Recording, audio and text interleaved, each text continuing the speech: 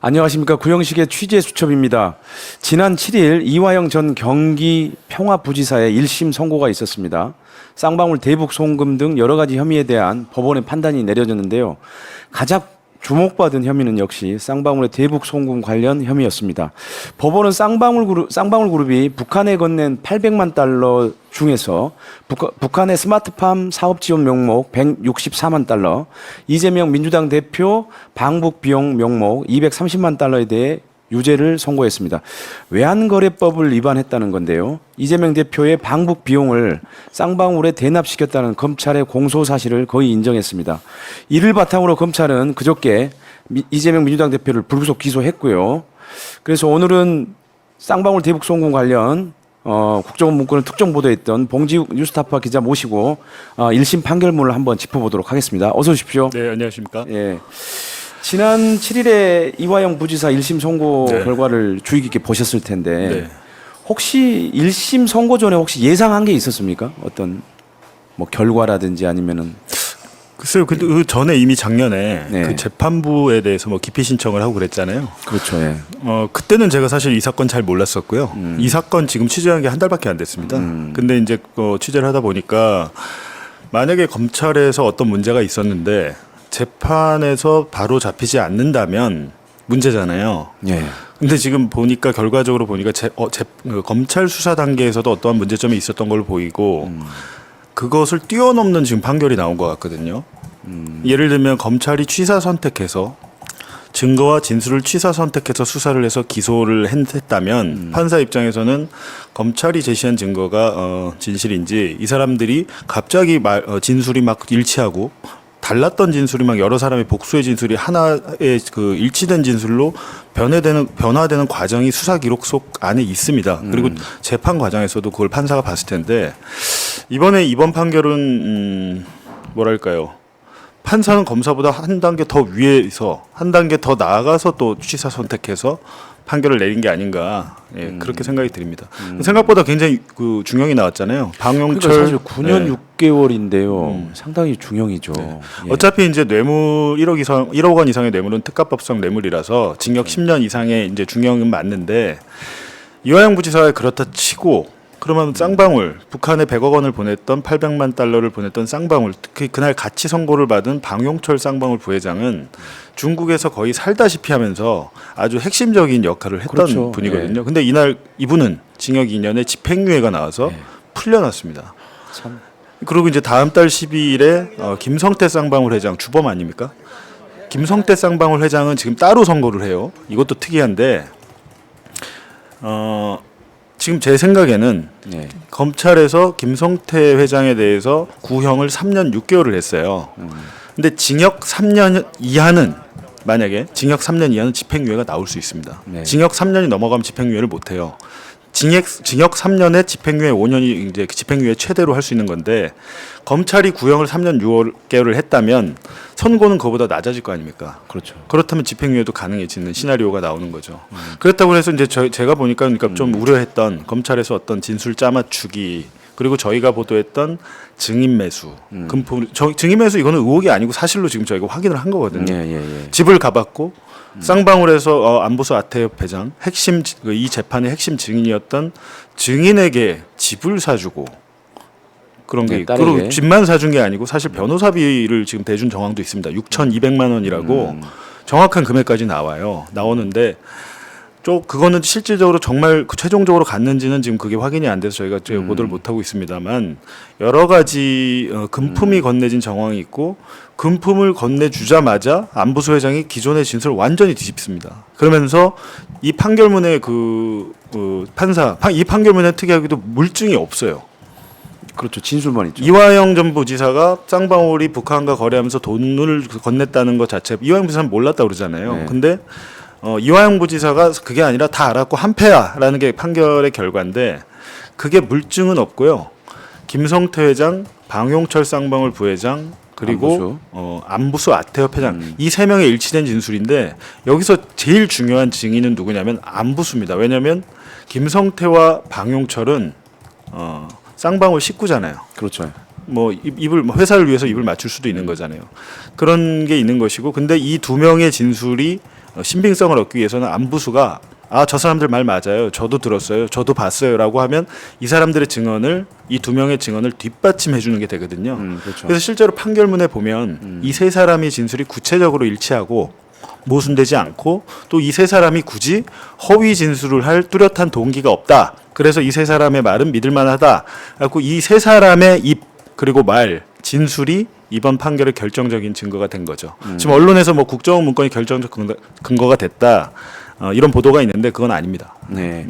어쨌든 뭐 그 증인 매수 의혹은 제가 뒷부분에서 아무튼 같이 다뤄볼 건데 그때 더 얘기를 좀 할 수 있으면 좋을 것 같고요.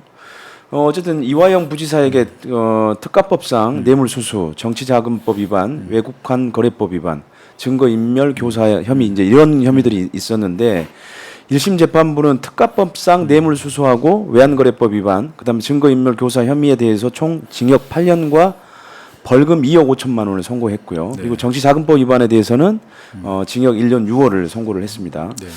뭐 전화 봉 기자님이랑 가장 관심 있게 지켜본 것은 역시 이제 외국환 거래법 위반 혐의였어요. 이게 대북 송금 사건하고 직결되는 사건이었기 때문에.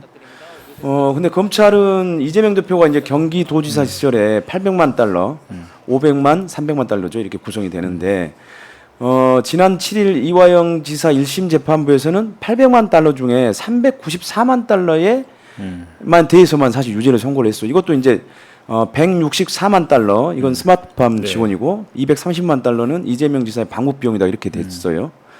근데 이게 검찰은 800만으로 구성을 했는데 어떻게 394만 달러로 이렇게 줄어든 건가요?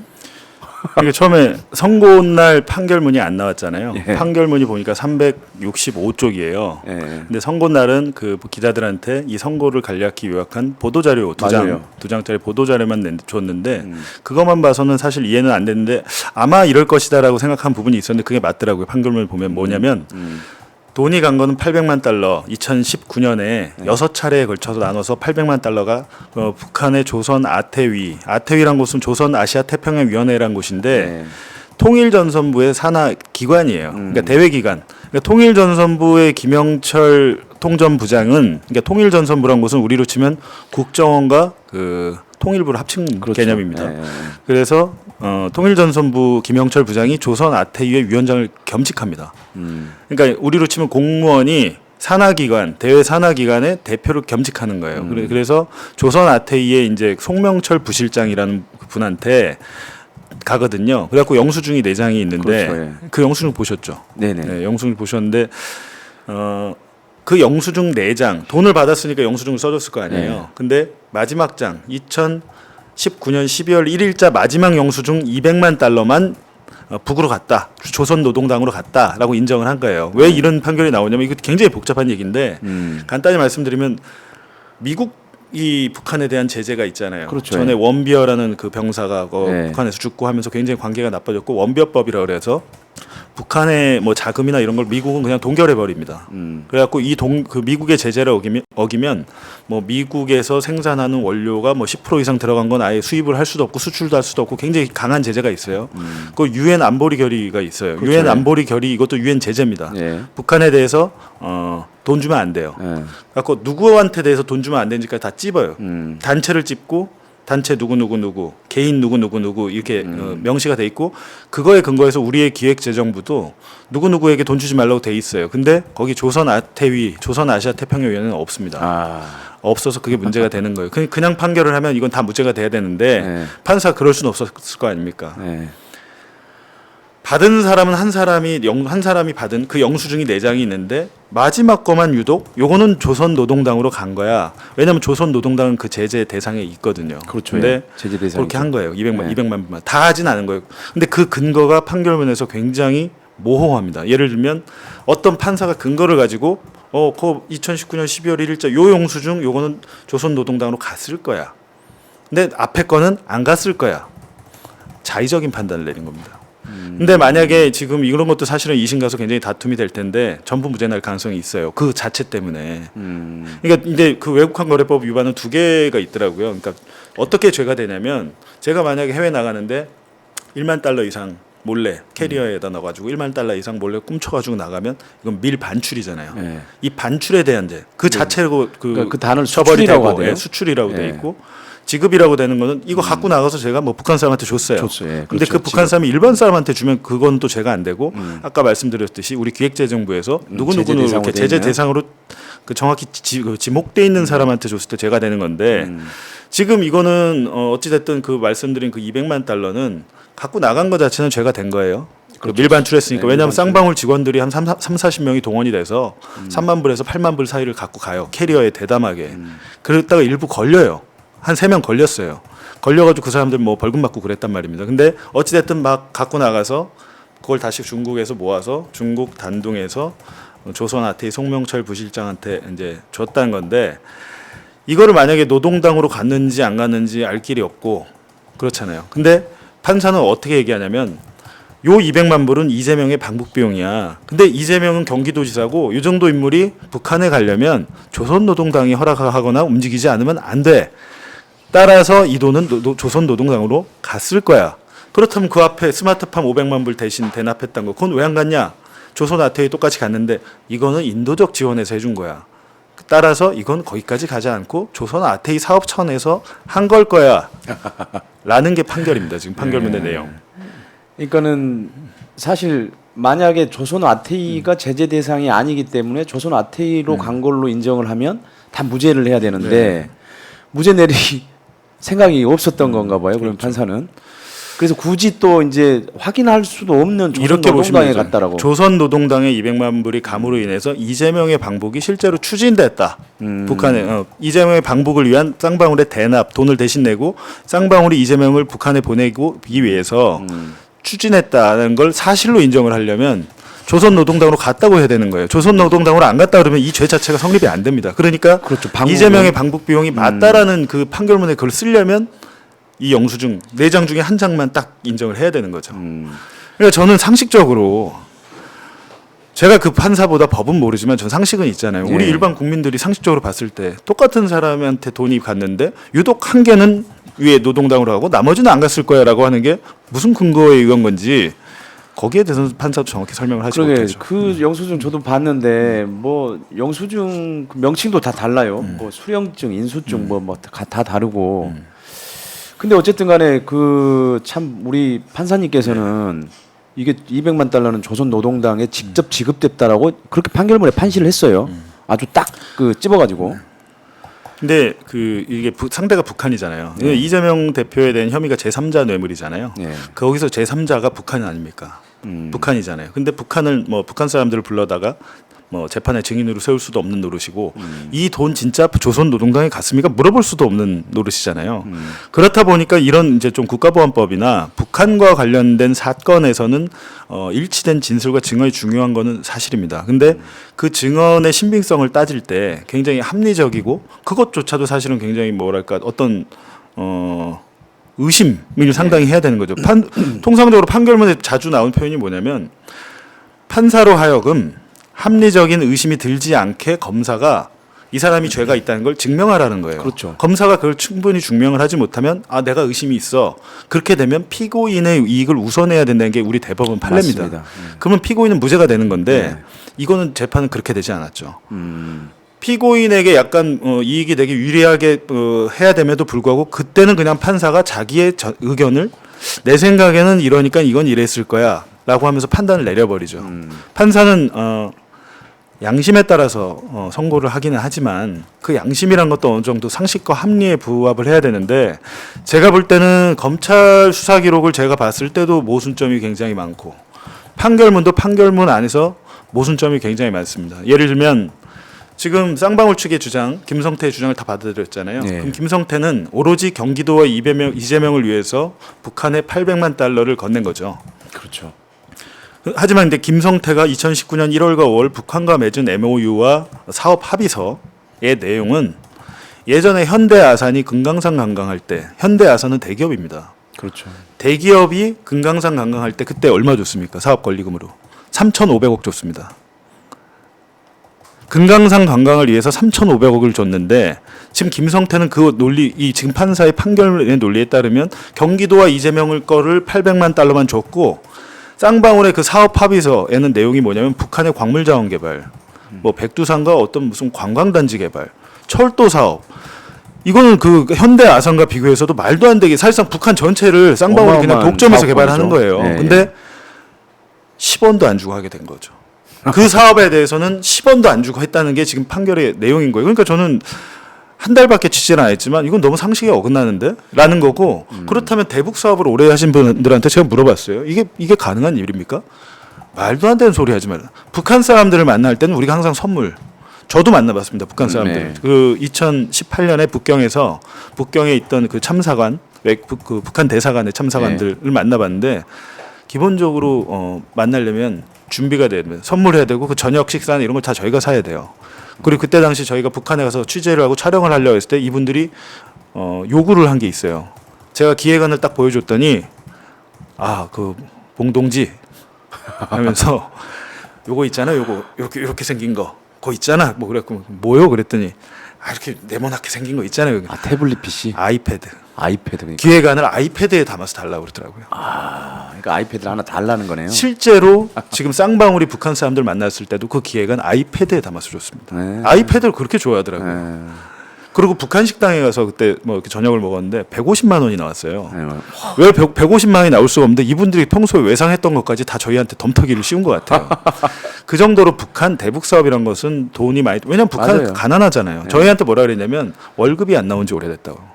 자력 갱생해야 된대요. 네. 그렇기 때문에 사실상 그 실질적으로 저희가 이번에 공개한 국정원 문건에 보면 국정원 비밀 문건에 북한 통일전선부 김성애 실장 굉장히 높은 고위직이고 이런 사람들을 만나거나 누구를 만나거나 밑에 사람을 만나거나 다 선물과 돈을 준 게 나옵니다. 예를 들면 김성애 통전부 실장이 북미 회담 준비할 때 미국에서 찍은 사진에 파란색 스카프가 있어요. 네. 그거 안부수 아태 협회장이 사준 겁니다. 그게 국정원 문건에 나와요. 네. 그리고 김성애 실장은 뭘 좋아하시나 했을 때 김성애 실장님은 위에서부터 아래가 다 샤넬이에요. 샤넬 백과 샤넬 옷을 사다 줍니다. 그 정도로. 그리고 김성태 회장도 북한에 갈 때 양팔에 롤렉스 시계를 차고 들어가요. 롤렉스 시계 6천만 원짜리를 10개를 갖고 갔더라고요. 북한 사업이란 건 그런 하물며 그 사람들 만나서 실무를 합의할 때도 그렇게 그 금품을 줘야 되고 돈이 드는데 그 어마어마한 그 자원 개발 뭐 독점권 희토류 매장량 추정 2천조 원이라는데 영일만 석유 지금 추정량 140만 배럴 2천조. 북한의 광물 자원 희토류 2천조.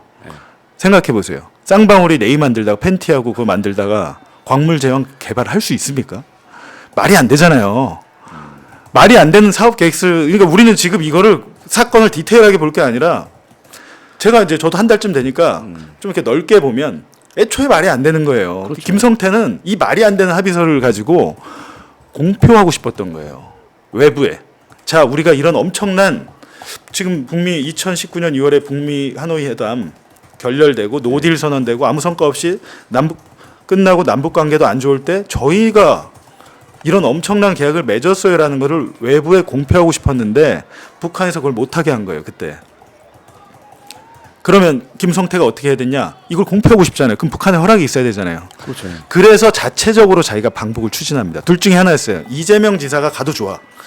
이재명 지사가 가면 내가 따라가도 좋아. 그리고 이재명 지사가 만약 사정상 못 가면 나 혼자라도 가서 계약식을 맺고 사진을 찍어가지고 전 세계 터뜨려야 돼. 그러면 우리의 계열사는 어마어마하게 주가가 뛸 거야. 왜냐하면 이 생각을 하기 1년 전에 주가가 10,000원이 넘어가는데 100배가 뛰어버린 거예요. 왜 뛰었냐면 평창올림픽 그때 그 북측에 응원단이 네. 내려왔잖아요. 네.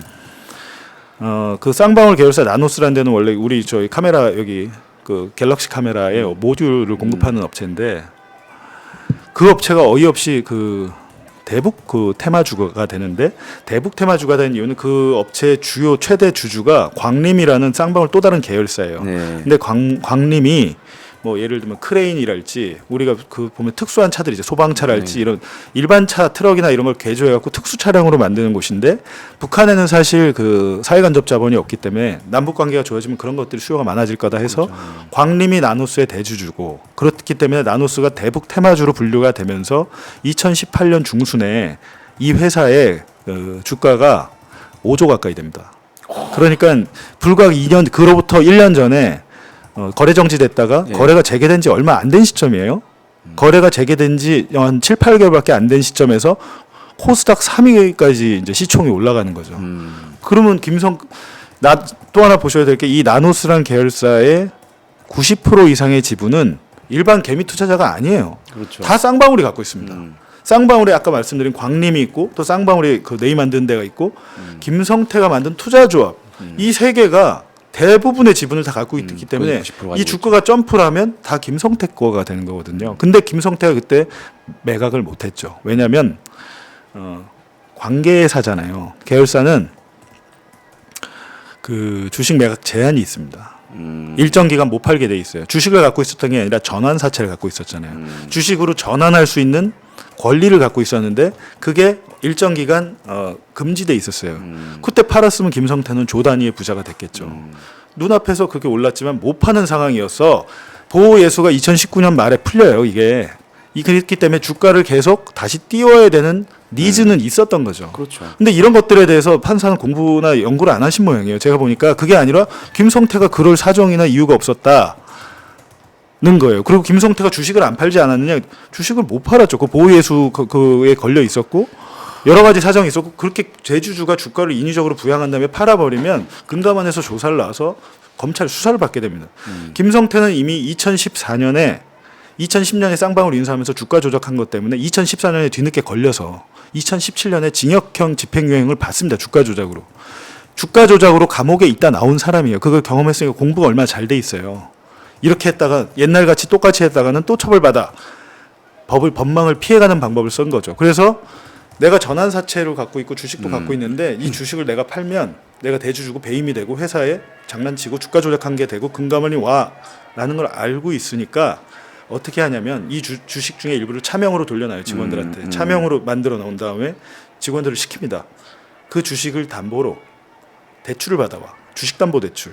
김성태가 썼던 방법은 주식담보대출이에요. 북한으로 갔던 800만 불 중에 지금 아까 말씀하셨던 396만 불 그 절반만 인정했다고 그랬잖아요. 판사가. 예. 그게 바로 주식담보대출로 마련한 돈들입니다.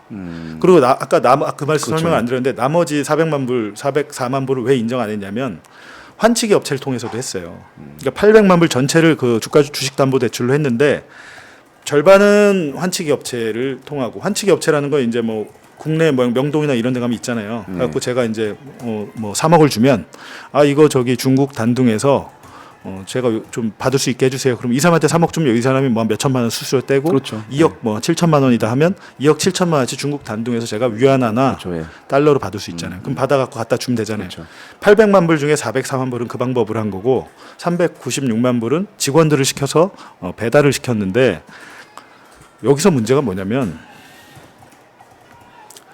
그 404만 불 예. 환치기 업체 압수수색을 안 한 것 같습니다. 검찰 수사 기록에 수사한 흔적이 없어요. 압수가 안 했다. 네. 이거는 사실 해야 되는 거 아닌가요? 그러니까 이건 상식적이지 않은 거죠. 예. 압수수색을 안 했고 물론 뭐 했는데 수사 기록에 증거기 제가 그 말씀드린 수사 기록은 수사를 100을 했으면 검사가 재판에 넘길 때 100을 다 그렇죠. 재판부에 넘기진 넘기진 않죠. 않고 자기가 네. 최사선택해 넘기는 그렇죠. 여기 없어요.